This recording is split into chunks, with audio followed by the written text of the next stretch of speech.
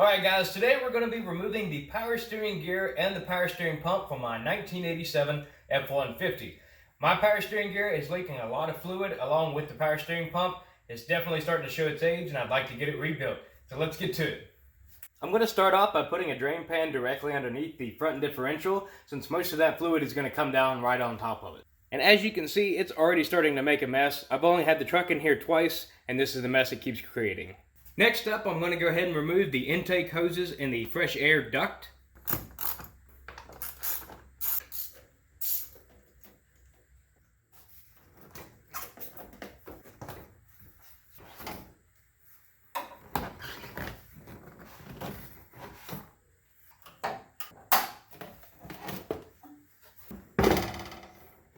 Alright, with that out of the way, we now have clear access to the power steering gear down here, along with the power steering pump. First off, let's go ahead and get the power steering pressure sensor off of here.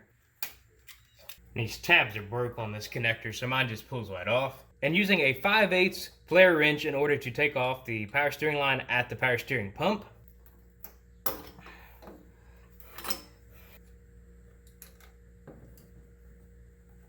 Now using a 1/2-inch flare wrench to get off the power steering line on the power steering gear. Okay, so that one's too tight and I can't get enough leverage to get it off, so I need to take off the other power steering line first. In order to do that, we need to remove the shield for the steering shaft. We can pick up down here, and then we can remove it like that, just around that power steering line, and push that up the steering shaft. This one is also a 5/8 for the other power steering line.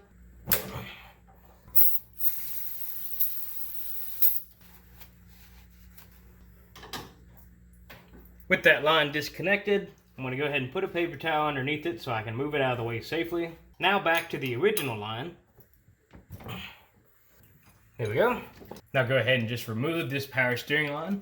Next up, we need to remove the flex coupling, which is just one bolt. Now the flex coupling is not going to come all the way off. Just make sure that you actually have a little bit of play in the spline shaft there to move up and down. Because once we get the power steering gear unbolted, we want this to be disconnected so it can slide off. Now we need to remove the Pitman arm, and to make things a little bit easier, I'm going to raise up the driver's side of the truck just so I can access it easier.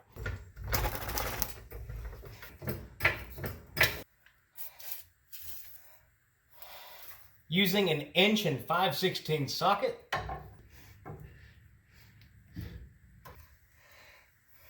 honestly pretty easy. I was expecting a lot more resistance than that. Make sure you grab the lock washer as well. Now what I've come to realize is that I cannot get a Pitman arm puller up in here because it hits this differential. So if you don't have the Dana 44 that sits up front here, you may be able to get a Pitman arm puller on it. But since I cannot, I'm going to have to take off the joint right here. So I need to get off the cotter pin, get off the castle nut, and then separate this. Using a 13/16 socket. Using my Harbor Freight tie rod puller, I can adjust the distance on it so it'll reach. Gonna give it a few taps on the side here. Gonna go ahead and put the castle nut back on so I don't lose it.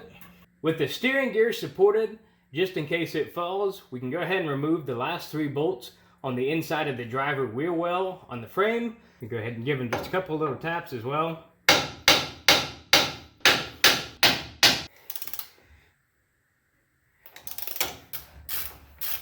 With how crusty that bolt is, I'm more surprised that that thing came out. Now I should be able to take off the bungee cord and bring the power steering gear towards me and get it out of the truck.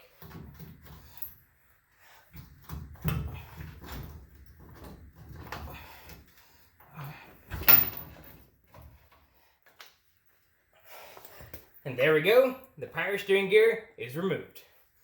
In order to remove the power steering pump, there may be easier ways, but we have to take off the power steering pump bracket, which sits underneath the AC if you happen to have a compressor. So first, I'm going to go ahead and remove that last line that sits behind the power steering pump and then remove the belt.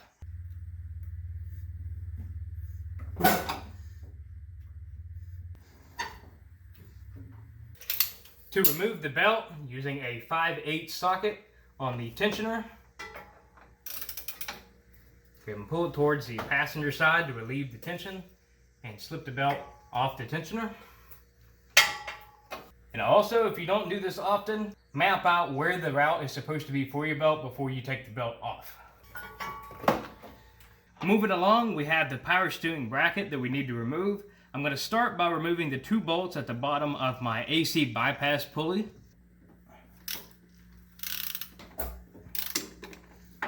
Then we have 2 long bolts that bolt into the head. We have one of them here that you can see an outline for, and then one of them here that you can actually see the shank of the bolt.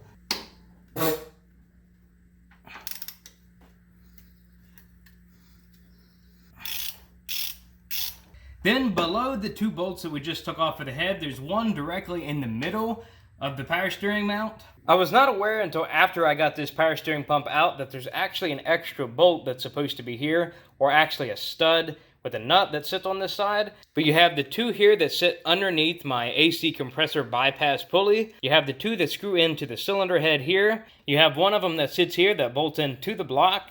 And then you have one of them here that is a stud that sits on the water pump, along with this one down here. This one also should be a stud as well. I'll go ahead and pull it off of the stud.